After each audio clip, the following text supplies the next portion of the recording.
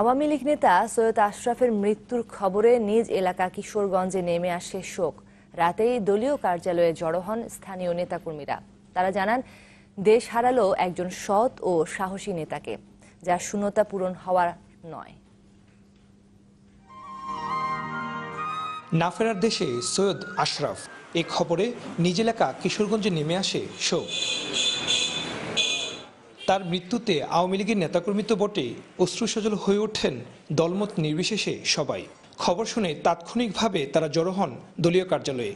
বলেন, দেশে এক আদর্শবান রাজনীতিবিদকে হারালো।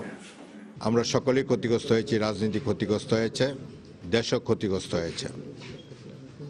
আমরা তার মৃত্যুতে গভীরভাবে কিশোরগঞ্জের মানুষ শোকাহত। আশরাফ ভাই সারা বাংলাদেশের রাজনীতির আইকন, ছাত্র রাজনীতির আইকন।